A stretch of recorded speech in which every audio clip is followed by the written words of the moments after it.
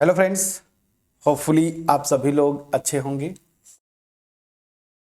सो जो आपका चैप्टर 8 है नए सिलेबस के अकॉर्डिंगली, वो है ज्योमेट्रिक प्रोग्रेशन। ठीक है। मतलब चैप्टर 8 था आपका सीक्वेंसेस एंड सीरीज, तो इसमें हम जो एक्सरसाइज 8.2 करेंगे वो क्या है, ज्योमेट्रिक प्रोग्रेशन। अरिथमेटिक प्रोग्रेशन हम लोग क्लास 10th में ही कर चुके हैं। ठीक है। सो यहाँ पे बेसिकली ज्योमेट्रिक प्रोग्रेशन की बात करेंगे और आगे चल के इसी मैं बोलूँ वीडियो में या नेक्स्ट वीडियो में 8.2 जो एक्सरसाइज है उसमें कुछ और एक्स्ट्रा कॉन्सेप्ट्स हैं, जैसे अरिथमेटिक मीन का कॉन्सेप्ट जो हमने सीखा था। अगर नहीं भी सीखा है 10th में, शायद अभी जो सिलेबस रेशनलाइज कर दिया, तो अरिथमेटिक मीन भी मैं बताऊंगा और ज्योमेट्रिक मीन और अरिथमेटिक मीन के बीच में रिलेशनशिप्स भी करेंगे। ठीक है। सो सबसे पहले जो कॉन्सेप्ट है ज्योमेट्रिक प्रोग्रेशन क्या होता है। सीक्वेंसेज आपने देखा लास्ट जो वीडियोस थी वहाँ पे, या मैं यूँ बोलूँ जो एक्सरसाइज 8.1 आपने सीखा उसमें हमने सीक्वेंसेज देखा, सीक्वेंसेज का डिफिनीशन, सीरीज का डिफिनीशन। अगर एन टर्म दिया है तो उस सीक्वेंस का कोई भी टर्म निकालना है, वो सारी चीज़ें हमने सीखा। तो ये ज्योमेट्रिक प्रोग्रेशन क्या होता है। ठीक। तो मैं सिंपली, अगर आपको याद हो सीक्वेंस की बात करूं, तो मान लीजिए ये मेरा सीक्वेंस है A1, ठीक है, A2, इस तरह से A3, A4, dot dot dot AN, फिर डॉट डॉट डॉट, ऐसे ये एक सीक्वेंस है। अगर हालांकि सीक्वेंस का प्रॉपर नोटेशन हायर मैथ्स में जाएंगे तो कुछ इस तरीके से होता है, बट यहाँ पे ये ब्रेसेस वगैरह का कॉन्सेप्ट नहीं है, बट आपका जो है सीक्वेंस को ऐसे यहाँ पे रिप्रेजेंट करते हैं। तो ये मान लीजिए मेरी सीक्वेंस है। थोड़ा रिकॉल करिए, मैं एक्चुअली रिकॉल करना चाहता हूँ, क्या रिकॉल करिए अगर अरिथमेटिक प्रोग्रेशन से, ठीक है ना। मैं क्या रिकॉल करना चाहता हूँ, अरिथमेटिक प्रोग्रेशन जो 10th में हमने सीखा। तो अगर वो रिकॉल कर लेंगे तो ज्योमेट्रिक प्रोग्रेशन जो है उसको हम थोड़े और अच्छे से समझ पाएंगे, ताकि ये होम एग्जाम तो आप पास ही कर जाओ, उसमें कोई इशू नहीं है। बट हमारा मेन टारगेट क्या है कि आगे अगर इंट्रेंस वगैरह दें आप, जैसे जेई वगैरह का, या फिर कोई भी एमएस या बीएससी के लिए अगर इंट्रेंस देते हैं, तो वहाँ पे जो है इस टॉपिक से क्वेश्चंस बनते हैं, अच्छे क्वेश्चंस बनते हैं, तो कॉन्सेप्ट आप लिंक कर पाएँ। तो चलिए, अरिथमेटिक प्रोग्रेशन जो 10th में हमने सीखा, ये सीक्वेंस थी। इसको हम अरिथमेटिक प्रोग्रेशन कब बोलते थे, जब इस सीक्वेंस के जो एलिमेंट्स है ना, वो कुछ सर्टेन पैटर्न फॉलो करते थे। और वो पैटर्न क्या था, ध्यान दीजिएगा कि फर्स्ट टर्म को छोड़ के और कोई भी टर्म मैं लूँ, ठीक है ना, an, इसमें से इसके पीछे वाला टर्म को अगर मैं सब्ट्रैक्ट करूं तो एक कांस्टेंट डिफरेंस आता था। क्या कांस्टेंट डिफरेंस आता था। ठीक। For every n greater than 1, first term को छोड़ के, मतलब सेकेंड टर्म में से फर्स्ट टर्म सब्ट्रैक्ट करिए, थर्ड टर्म में से सेकेंड टर्म करिए, फोर्थ टर्म में से थर्ड टर्म करिए, तो एक कांस्टेंट डिफरेंस आता था। और इस डिफरेंस को हम क्या बोलते थे, कॉमन डिफरेंस। याद करिए, क्या बोलते थे आप, कॉमन डिफरेंस बोलते थे, कॉमन डिफरेंस। ठीक है ना। तो अगर ये पैटर्न होता था, सेटिस्फाइड होता था, तो हम बोलते थे कि ये जो सीक्वेंस है ना, वो है क्या, अरिथमेटिक प्रोग्रेशन है। याद आ रहा है कि नहीं। हमने किया भी, एक एग्जाम्पल ले लूँ, बस सबसे आसान सा एग्जाम्पल ले लूँ, ये वाला 2 ले लिया। ठीक, चलिए 2 लिया, फिर 4 लिया, फिर 6 लिया, ठीक है ना, फिर 8 लिया, डॉट डॉट डॉट। तो यहाँ पे देखिए, ये जो सीक्वेंस है ये अरिथमेटिक प्रोग्रेशन, ठीक है ना, एपी फॉर्म करती है। कैसे, कोई भी दो टर्म लीजिए, जैसे 4 में से अगर मैं 2 को सब्ट्रैक्ट करूं, ठीक है ना, तब भी 2 आएगा। या फिर जो है मैं 6 में से 4 को सब्ट्रैक्ट करूं, या 8 में से 6 को सब्ट्रैक्ट करूं, तो मतलब मैं क्या बोलना चाहता हूं कि यहाँ पे ये जो पैटर्न में बोल रहा था कि an-1 ये फिक्स कांस्टेंट आता है, और वो क्या है, यहाँ पे 2 है। तो कॉमन डिफरेंस यहाँ पे क्या था, 2, और एवरी n ग्रेटर देन 1। ये कंडीशन सेटिस्फाइड हो रही है, तो ये मेरी क्या है, अरिथमेटिक प्रोग्रेशन है कि नहीं फ्रेंड्स? प्लीज बोलिएगा। अब बाकी चीजें एन टर्म का सम और वो सब एन टर्म का फार्मूला, उस पर मैं नहीं जाऊंगा, मैं मेन कॉन्सेप्ट पे आऊंगा। और आपने देखा जितने अच्छे क्वेश्चंस बनते हैं 10th में बोर्ड का, मैंने PYQs भी अपलोड किया, तो जो अच्छे क्वेश्चंस बनते हैं बस बेसिक कॉन्सेप्ट से ही लिंक करके वो क्वेश्चंस बनते थे। अदरवाइज शॉर्ट आंसर और वेरी शॉर्ट आंसर में ठीक है, वो एन टर्म का फार्मूला लगा देते थे, एन टर्म का, लास्ट टर्म का, या फिर सम का, वो अलग इशू है, लेकिन मेन कॉन्सेप्ट तो ये था ना। अब आते हैं, ये रिकॉल जब आपने कर लिया तो मेन ये था कि कोई भी टर्म लो, फर्स्ट टर्म को छोड़ दो उस सीक्वेंस का, और कोई भी टर्म लो उससे उसके जस्ट पीछे वाले टर्म को ना सब्ट्रैक्ट करेंगे, so we got a constant difference and that difference is called the common difference. अब आते हैं जीपी में। जीपी में क्या होता है, ये डिफरेंस न लेके बस रेशियो ले लेना है आपको, क्या रेशियो ले लेना है। तो चलिए यहाँ पे क्या होगा, तो अब जीपी का मैं डिफिनीशन लिखता हूँ, ठीक है ना। क्या होगा, अ सीक्वेंस मैं डिफाइन भी कर देता हूँ आपके नोट्स के पॉइंट ऑफ व्यू से। अ सीक्वेंस, मान लीजिए ये मैं नाम दे देता हूँ A1 A2, ठीक है ना, इस तरह से AN फिर dot dot dot is called a geometric progression. मैं शॉर्ट में लिखता हूँ जीपी। देखिए ज्योमेट्रिक प्रोग्रेशन को हम शॉर्ट में क्या बोलते हैं, GP. So is called a geometric progression if, simple सा कॉन्सेप्ट जो मैंने ऊपर लिखा था, AN अपॉन AN माइनस 1, ठीक है ना, दिस इज कांस्टेंट, ठीक है ना, दिस इज कांस्टेंट। तो ये क्या होगा, एक कांस्टेंट होगा, ठीक है ना। और इसी कांस्टेंट को हम नाम देंगे क्या, आर से ना, इसी कांस्टेंट को यहाँ पे बुलाएंगे आर से। यहाँ पे डिफरेंस एपी में कांस्टेंट होता था, उसको क्या बोलते थे, कॉमन डिफरेंस। और यहाँ पे क्या होगा, रेशियो जो है कांस्टेंट होगी। So if this for every n greater than 1, बस सिंपल सा डिफिनीशन है। एक सीक्वेंस लिया, उसको मैं बोलूंगा वो ज्योमेट्रिक प्रोग्रेशन है, अगर फर्स्ट टर्म के अलावा कोई भी एक टर्म लीजिए, उसका रेशियो उसके पीछे वाले टर्म के साथ निकालिए। अब इसी को आपके बुक में ना ऐसे लिख दिया है, कोई दिक्कत नहीं, AN प्लस 1 अपॉन AN। तो मतलब वही है, एक टर्म लिया, उससे उसके पीछे वाले टर्म को डिवाइड कर दिया, और जब ये लेता है तो यहाँ पे n जो है ग्रेटर देन और इक्वल टू 1 कर देता है, कोई दिक्कत नहीं है, मतलब वही है, समझिएगा। आप ये लिखें, यहाँ पे बस ध्यान दीजिएगा, n ग्रेटर देन 1, और अगर ये लिखते हैं AN प्लस 1 अपॉन AN, तो n ग्रेटर देन और इक्वल टू 1 लिखेंगे, ठीक है ना। चलिए, तो आपको मैं बता दिया, ताकि अगर बुक देखे तो आप बोलेंगे कि सर यहाँ पे तो AN प्लस 1 बुक में लिखा है और अपॉन AN आपने AN अपॉन AN माइनस 1 लिखा। मीनिंग समझिएगा, मीनिंग यही है कि फर्स्ट टर्म को छोड़ के कोई भी टर्म लीजिए, उसका उसके पीछे वाले टर्म के साथ रेशियो हमेशा कांस्टेंट होगा, ठीक है ना। अब यहाँ पे ये जो कांस्टेंट रेशियो आ रही है ना, इसी को हम जीपी में हमेशा बोलते हैं कॉमन रेशियो। वहाँ पे क्या बोलते थे, एपी में कॉमन डिफरेंस, यहाँ पे क्या बोलेंगे, कॉमन रेशियो। ये चीज समझ में आ गया होगा, इसको हम क्या बोलते हैं, कॉमन रेशियो, ठीक। ये डिफिनीशन है, लेकिन मैं इंटरेस्टेड किस में हूं, वो यहाँ पे आइए, कॉन्सेप्ट।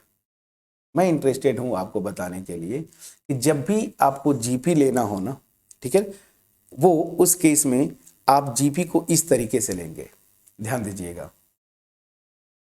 इसका मतलब जो है, ये जो मैं लिखा हूं, इसका मतलब यही है कि A2 का A1 के साथ रेशियो निकालिए, या A3 का A2 के साथ निकालिए, इस तरह से डॉट डॉट, हमेशा ये रेशियो फिक्स होगा, कांस्टेंट होगा, और वो किसके इक्वल होगा, कॉमन रेशियो के, मतलब R, जो यहाँ पे मैं नोटेशन यूज कर रहा हूं।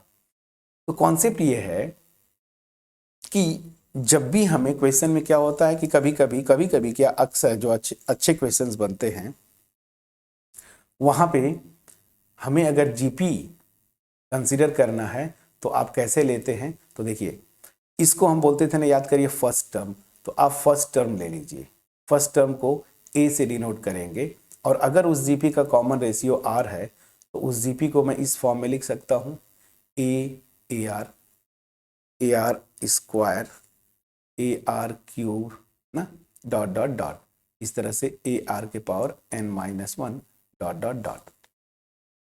मतलब ये फ्रेंड्स देखिए, यही से मैं बोल रहा हूँ, मैं एक्स्ट्रा नहीं कर रहा हूँ।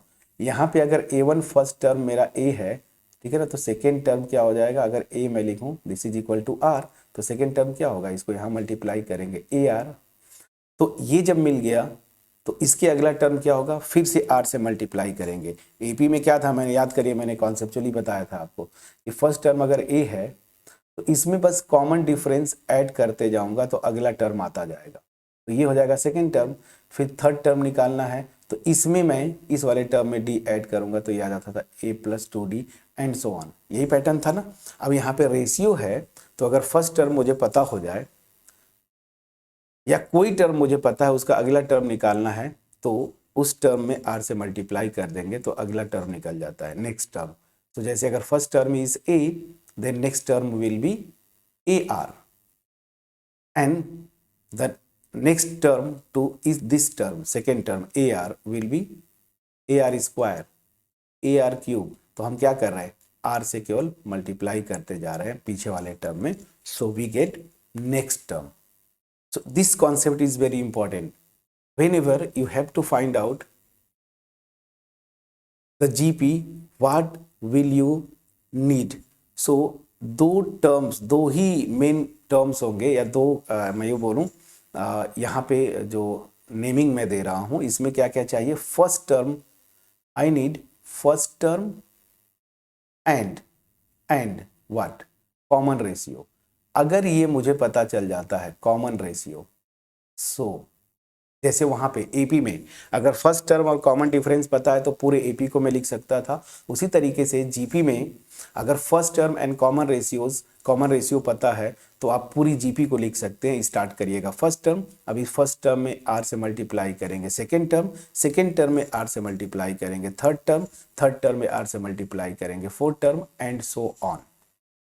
मैं समझा पाया कि नहीं फ्रेंड्स, प्लीज बोलिएगा, ठीक है। तो कॉन्सेप्ट ये है, तो जब भी आपको जीपी अगर लिखना है या निकालना है कंप्लीट जीपी, तो जैसे एपी में first term and common difference चाहिए था, उसी तरीके से जीपी में first term and common ratio अगर आपको पता है तो पूरी जीपी लिख सकते हैं। मैं समझा पाया कि नहीं फ्रेंड्स, प्लीज बोलिएगा। चलिए अब एक दो एग्जाम्पल मैं ले लूँ, फिर आगे का कॉन्सेप्ट मैं यही से आपको बताता हूँ। तो एग्जाम्पल एक मैं आपको कंस्ट्रक्ट करके बताता हूँ। जैसे फॉर एग्जाम्पल मान लीजिए मैंने एक जीपी लिया, ठीक है ना, जिसका फर्स्ट टर्म इज 2, और मैं मान के चल रहा हूँ कि कॉमन रेशियो में यहाँ पे 2 ले रहा हूँ। तो अगर मैं पूरी जीपी लिखना चाहता हूँ तो कैसे लिखूंगा, अगर ये मेरा फर्स्ट टर्म है, याद रखिए यहाँ पे जो मैं लिखता हूँ नोटेशन ए, यहाँ पे कॉमन रेशियो इज 2, तो second term will be what, A R, तो 2 multiplied by 2 4, so that means 2 square। now what will be the third term, I will multiply second term by this common ratio r, that means 2, so the third term will be, इसको अगर आप 2 से multiply करेंगे so that will be 2 cube। next term 2 raised to the power 4, 2 raised to the power 4, 2 raised to the power 5 dot dot dot, ठीक है ना, समझ में आ गया। तो मैंने जीपी निकाल लिया। तो वही मैं बता रहा था कि अगर आपको फर्स्ट टर्म पता है, ठीक है ना, 2 एंड कॉमन रेशियो मुझे पता है, तो मैं पूरी जीपी को लिख सकता हूं। तो देख लीजिए, और अगर बाय डेफिनेशन वेरीफाई करना है, कोई भी टर्म लीजिए, उसके पीछे वाले टर्म से रेशियो निकालेंगे तो यही आर आएगा 2, आप करके वेरीफाई कर लीजिए। समझ में आ गया कि नहीं, ठीक है। तो अब यहीं से अगर ये कॉन्सेप्ट समझ में आ गया तो अब मैं आपको यहां से जनरल टर्म पे आता हूं। जनरल टर्म मतलब nth टर्म, किसी भी जीपी का nth टर्म क्या होगा। तो nth टर्म क्या होगा, देखिए फार्मूला जो आता है वो ये आता है, a r raise to the power n-1। क्यों, क्योंकि फर्स्ट टर्म क्या है, a केवल है ना, तो इसको मैं लिख सकता हूँ ए आर के पावर 0।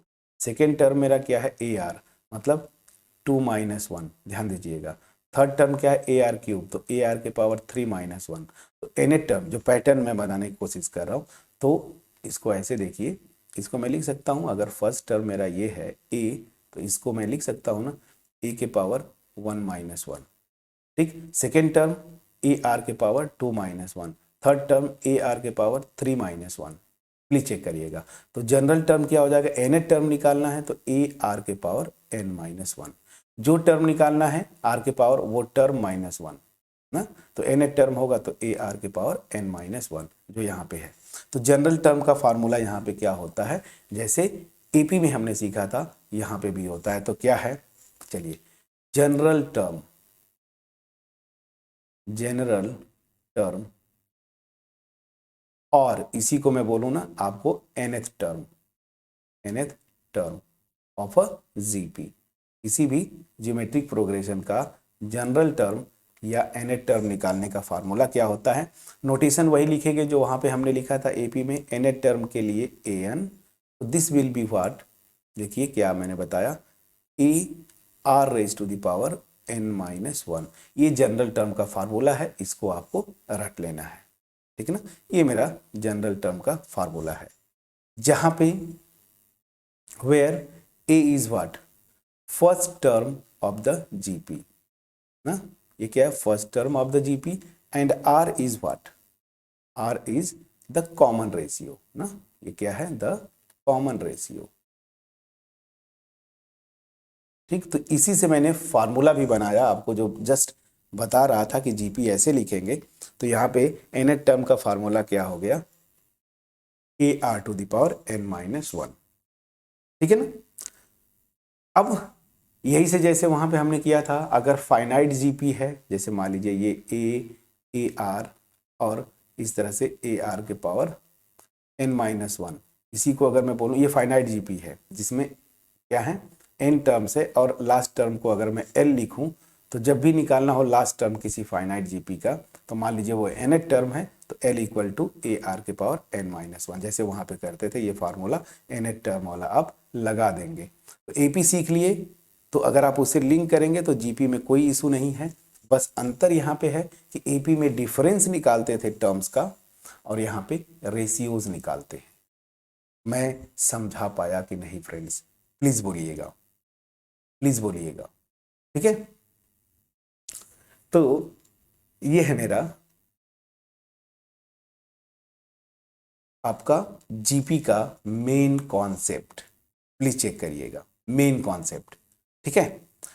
तो nth टर्म का यहां से फार्मूला आपको बता दिया मैंने। अब यहीं पे मैं बता दूं सम का ना, जैसे एपी के फर्स्ट n टर्म का सम, उसी तरह से जीपी के फर्स्ट n टर्म का सम क्या होता है।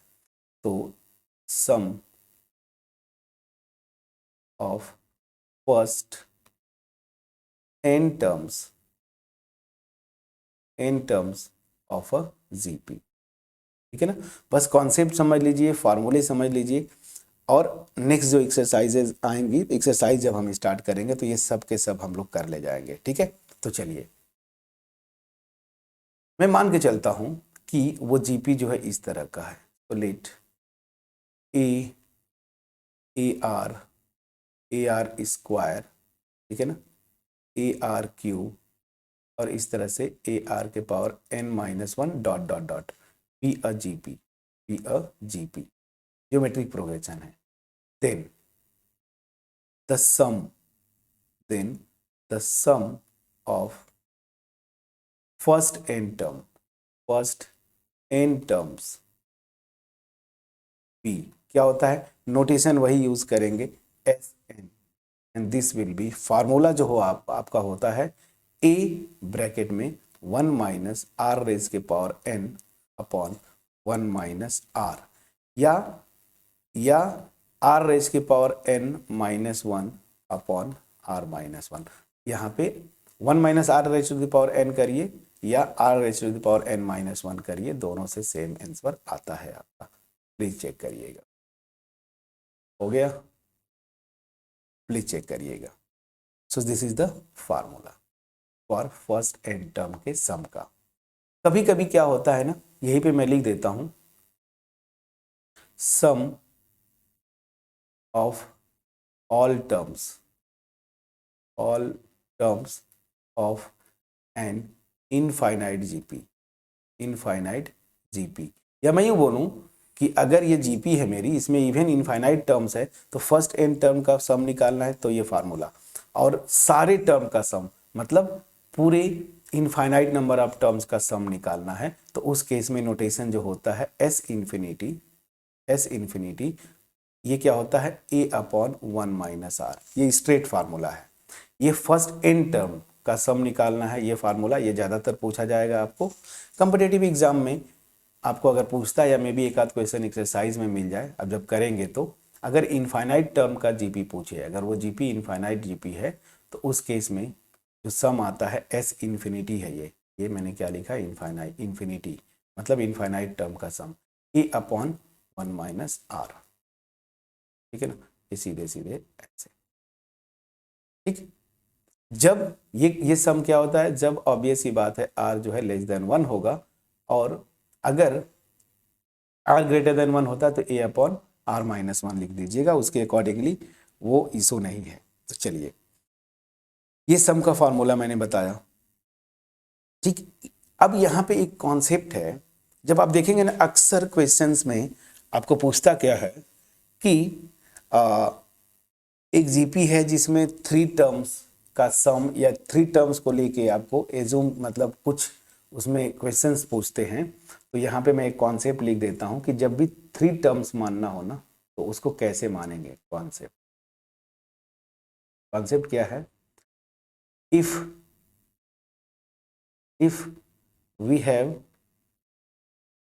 we have to take 3 terms of a GP, let them as, आप एज्यूम क्या करेंगे कि वो क्या होंगे, ऐसे एज्यूम करिएगा A/R, A और AR। तो कभी भी अगर 3 टर्म्स आपको एज्यूम करना है, तो आप हमेशा A/R, A और AR लेंगे, जहाँ पे A फर्स्ट टर्म है, R क्या है कॉमन रेशियो है, यहाँ पे क्या है कॉमन रेशियो। देखिए R लिख रहा हूँ मतलब क्या, कॉमन रेशियो ना, तो R जो है ये यहाँ पे मेरा कॉमन रेशियो हो गया। क्लियर है, तो ये मेरा फार्मूला है। फार्मूला क्या कॉन्सेप्ट है, जिसमें अगर 3 टर्म्स लेना हो तो आप ये लीजिए, ठीक है ना। और अगर वेरीफाई करें तो वो फिक्स, वो जो मैं बोल रहा था ना कि कोई भी टर्म लीजिए, उसका पिछले वाले टर्म के साथ रेशियो निकालेंगे तो हमेशा सेम आएगा। तो देखिए A से कैंसिल, ये R हो गया, और यहाँ पे अगर AR से रेशियो A का निकालूं तब भी R ही रहता है। तो वो डिफिनीशन बिल्कुल हमारी वैलिड है कि GP के डिफिनीशन वाला, कि कोई भी टर्म लीजिए उसके पीछे वाले टर्म के साथ रेशियो हमेशा कांस्टेंट आएगा, ठीक है ना। तो इसलिए मैंने बता भी दिया कि वो रिजल्ट से वेरीफाइड भी है। तो अगर ये 3 टर्म्स लेना है, इसको रट लीजिएगा, जब भी 3 टर्म्स लेना है तो A/R, AR। अब आगे आप पढ़ते जाएंगे, 5 टर्म्स लेना हुआ, खैर वो अब कॉम्पिटिटिव लेवल पे जाएंगे, तो आप ये लीजिए AR²। इस तरह से 5 टर्म, 7 टर्म लेना है तो बस ये क्यूब से स्टार्ट करेंगे, आखिरी तक जाएंगे, वो एक पैटर्न बनता है। एनीवेज, हम 3 टर्म पे स्टिक करेंगे, आपके एक्सरसाइज में 3 टर्म्स तक ही दिया हो, ठीक। तो इस वीडियो में जो हमने सीखा, थोड़ा सा रिकॉल किए, ज्योमेट्रिक प्रोग्रेशन क्या होता है, ज्योमेट्रिक प्रोग्रेशन में कॉमन रेशियो क्या है, ठीक है ना। और जब भी ज्योमेट्रिक प्रोग्रेशन हमें लिखना है, इस तरह से लिखेंगे, जनरल टर्म मतलब n टर्म का formula, and then sum of first n terms and infinite terms of a GP। यहाँ से हमने ये भी सीखा कि 3 टर्म्स लेना हो GP का तो हम कैसे लेंगे। अब इम्पॉर्टेंट कॉन्सेप्ट जो रह जाता है, इसको हम फिनिश करेंगे, फिर उसके बाद हम एक्सरसाइज पे चलेंगे, और वो क्या है जियोमेट्रिक मीन, ठीक है ना। वो क्या है जियोमेट्रिक मीन, जियोमेट्रिक मीन क्या होता है, ठीक। तो अरिथमेटिक मीन जरूर आपने पढ़ा है, हालांकि डायरेक्ट क्वेश्चन शायद नहीं थे 10th में, तो अरिथमेटिक मीन भी हमने सीखा था। तो अरिथमेटिक मीन क्या होता था वो आपको मैं बताऊंगा, बट उससे पहले मैं ज्योमेट्रिक मीन का डिफिनीशन बता दूं।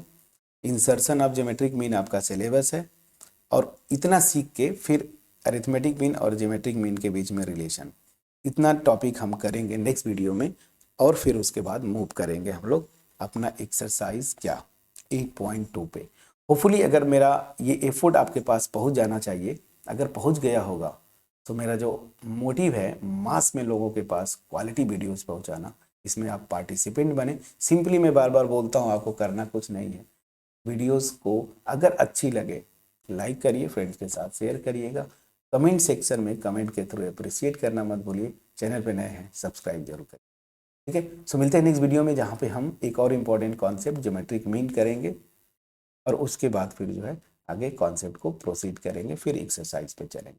तो मिलते हैं नेक्स्ट वीडियो में, तब तक अपना ख्याल रखें, पढ़ाई करते रहें friends. Thank you so much for watching my videos.